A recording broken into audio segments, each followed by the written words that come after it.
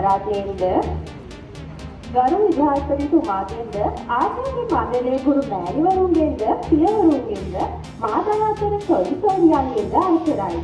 ඉතින් අද දිනේදී මම පියවීමේ අගය පිළිබඳ ඔබ හමුවට වළංගනක් ඇදීමටයි මේ සූදානම් වන්නේ. ඉතින් පියවීම කියන්නේ මොකක්ද?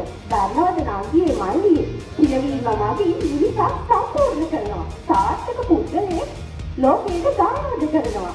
ඉතින් ඔයාලා දන්නවද පියවීම කියන්නේ මොකක්ද කියලා? පියවීම කියන්නේ පොතපත කියවන එක. ඉතින් අද වන විට කියවීමේ අගය ඇත්තටම කිව්වොත් පොතක් දුරක් වෙලා තියෙනවා. ඔබ දන්නවද රුසිය ජාතික ගෝධි?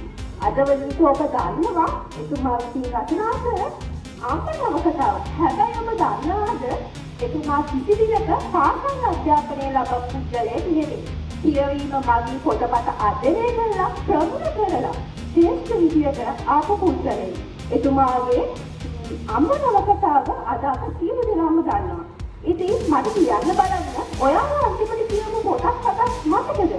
ඇත්තටම කිව්වොත් මතක නෑ නේද? ඒක තමයි පාසල කියන්නේම දැනුම් සම්භාරයක්. ඉතින් අපිට පාසලේදී ශ්‍රේෂ්ඨ කාලය. ඉතින් දැනුම් ඉගෙනුම් සම්භාරයේට ඇත්තටම කිව්වොත් වටින හොඳ උපකරණයක් විදිහට පාවිච්චි කරන්න පුළුවන්. පුස්තකාලේ මගින් දැනුම ගොඩක් අපිට ගන්න පුළුවන්. ඉතින් ඒ වගේම අපේ ලංකාවේ ඉන්නවා දීපී දිසානායක. අද වන විට විශ්වවිද්‍යාලවල මහාචාර්යවරු පවා එතුමාගේ පොත් අධ්‍යයනය කරමින් තමයි ඉගෙනීම් කටයුතු සිදු කරන්නේ.